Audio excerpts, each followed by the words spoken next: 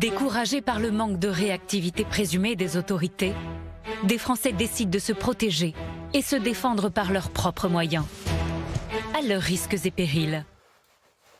Eh bien bonjour et bienvenue mes amis dans cette nouvelle vidéo en exclusivité sur la chaîne de Thierry Kunz, ma chaîne vidéo.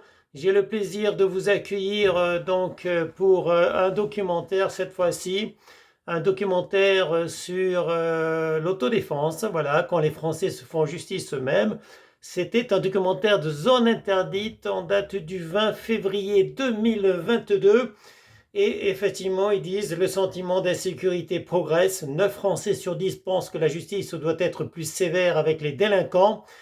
Et certains citoyens décident même d'agir sans l'aide de l'État, seuls ou collectivement, parfois au mépris des lois, mes amis. Donc le mépris des lois, ce n'est pas bien, mais le problème c'est que la justice n'existe pratiquement plus en France puisque des gens sont hors la loi sans que la justice, sans que la police ne puisse faire quelque chose. Il y a un sentiment d'impunité chez les délinquants, mes amis, et on le voit bien dans cette émission de Zone Interdite consacrée à l'autodéfense. Les Français aimeraient bien que la justice et la police soient plus sévères, qu'elles puissent agir, mais malheureusement ce n'est pas le cas et on le voit très bien dans ce documentaire qui nous conte différentes histoires.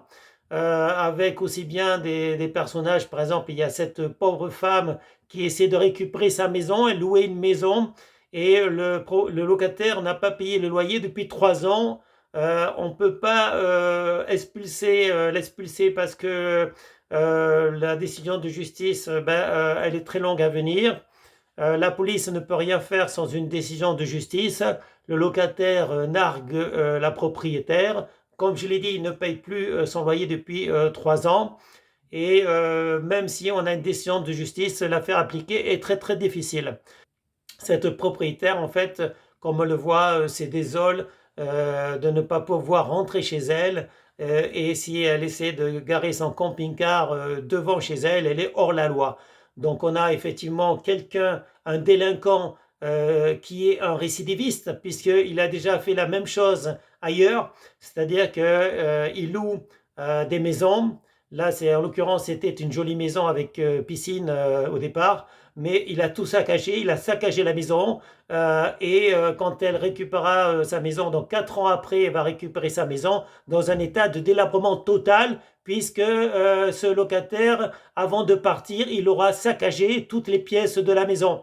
Donc non seulement la propriétaire va lui payer le déménagement, la propriétaire elle va s'asseoir sur les 4 ans de loyer que le locataire n'a pas payé. En plus, elle va lui faire grâce des frais de justice et tout ça.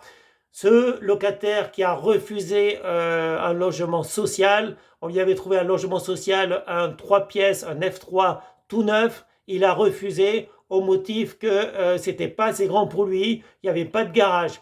Donc ce mec, il habite tout seul dans la villa dont il ne paye pas le loyer, il refuse les appartements qu'on lui propose, il refuse donc les appartements que la mairie lui propose, même quand c'est un appartement de 3 pièces tout neuf, il le refuse au motif que pour lui tout seul ça suffit pas, ce n'est pas assez grand et il veut rester dans la maison dont il ne paye pas le loyer.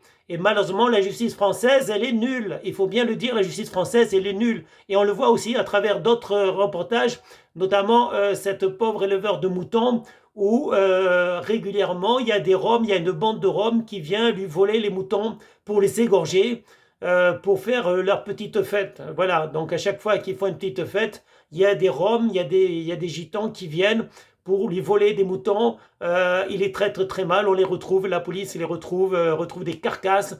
Donc effectivement, avec les photos et les vidéos, on a trouvé toutes les preuves, toutes les pièces qui prouvent que les Roms viennent régulièrement voler les moutons de cette pauvre éleveur. Et cette femme qui élève des moutons, donc elle est obligée de les compter tous les jours, elle est obligée de surveiller sa propriété la nuit, elle est obligée de faire des rondes régulièrement. Et c'est le cas aussi dans une résidence de Marseille où ils sont régulièrement volés, les voitures sont désossées, puisqu'il y a une bande de voleurs qui récupèrent les pièces des voitures. Voilà, ils récupèrent les pièces des voitures. Donc, comment dire, ils coupent les câbles donc, du portail de la résidence pour être tranquille pendant une semaine. Donc, le temps qu'ils fassent changer le câble du garage, les voleurs peuvent rentrer impunément dans le parking de cet immeuble pour prendre des pièces, désosser des voitures. C'est ce qui se passe dans cette résidence de Marseille. Et donc, ils sont obligés, les propriétaires, les locataires sont obligés de faire les rondes, sont obligés de faire la police eux-mêmes. Donc, des rondes, on ne sait pas s'ils sont armés ou pas, mais la nuit, ils se relaient jour et nuit pour surveiller le parking de leur résidence. Je vous invite à voir cette émission Zone interdite autodéfense. Moi, je viens de le voir juste maintenant et franchement, je suis assez outré. Ce documentaire termine quand même sur ce motard qui s'appelle Chris, qui a désormais une chaîne YouTube. Je vous invite à aller sur la chaîne YouTube de ce motard qui s'appelle Chris. Je mettrai le lien dans la description. C'est le motard qui a permis, alors qu'il était habillé en Père Noël, il a permis d'arrêter cette femme au volant qui venait de renverser un piéton. Donc elle a foncé sur des piétons et elle a voulu échapper donc aux courses-poursuites. Le motard en Père Noël qui s'appelle Chris l'a poursuivi à travers les rues de Paris. Bon, lui-même a failli se faire renverser par elle parce que c'est une folle alliée. Il y a malheureusement des femmes et des hommes, mais là en l'occurrence c'est une femme qui sort d'un hôpital psychiatrique et qui se trimballe en voiture dans les rues de Paris, prête à foncer sur les gens et évidemment elle prend la fuite à chaque fois. Elle prend la fuite. Il a fallu le courage de ce motard pour le stopper. Et en plus, il a alerté les policiers, il a alerté les motards policiers et ils ont réussi donc à stopper cette femme. Voilà, ça n'a pas été facile, mes amis, ça n'a pas été facile, mais beaucoup de courage pour Chris, ce motard, et les forces de l'ordre qui étaient là également, qui ont permis d'arrêter cette femme au volant qui est une psychopathe. On va dire, il faut utiliser les mots quand même, c'est une psychopathe. Malheureusement, il y a beaucoup de psychopathes. Le gars là qui loue un appartement, qui loue une maison plutôt, et qui ne décide de ne pas payer le loyer, bon au départ je pense qu'il a payé peut-être 2 ou 3 mois, les 2 ou 3 premiers mois, et puis après il s'est dit bon c'est plus la peine de payer, maintenant que je suis dans les lieux, je ne paierai pas, et malheureusement ils ont la loi pour eux. Il a déjà fait ça plusieurs fois et à mon avis il le refera parce que il n'y a aucune peine de prison en ce qui le concerne. Voilà.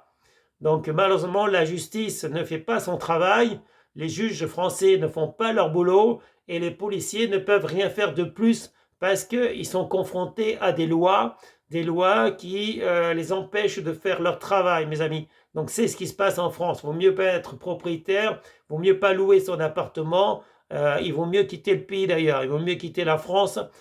Parce qu'il n'y a pas de loi, mes amis, il n'y a pas de loi. Et ça m'énerve, parce que c'est les honnêtes gens qui en pâtissent, alors que les arnaqueurs, les voleurs, les voyous, ils en profitent un maximum en toute impunité. Il faudrait arrêter de défendre les délinquants, il faudrait arrêter de défendre les bandes de voleurs, il faudrait arrêter de victimiser ces gens, mes amis, parce qu'il y en a marre, et à un moment donné, ça va péter, parce que les gens vont faire justice eux-mêmes. Quand ils voient que la justice française est incapable de rendre la justice, eh bien, qu'est-ce qui se passe? Eh bien, ils font justice eux-mêmes. C'est déjà arrivé, les gens se sont armés, et à un moment donné, ça va finir mal, ça finira par des morts. Voilà. Donc, c'est tout, c'est un petit coup de gueule.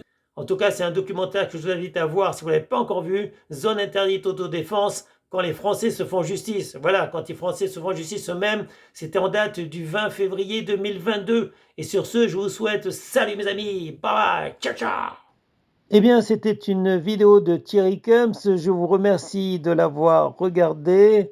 Je vous encourage à la partager. Je vous encourage aussi à vous abonner, à activer la cloche. Et je vous dis à bientôt, mes amis, pour une prochaine vidéo. Au revoir.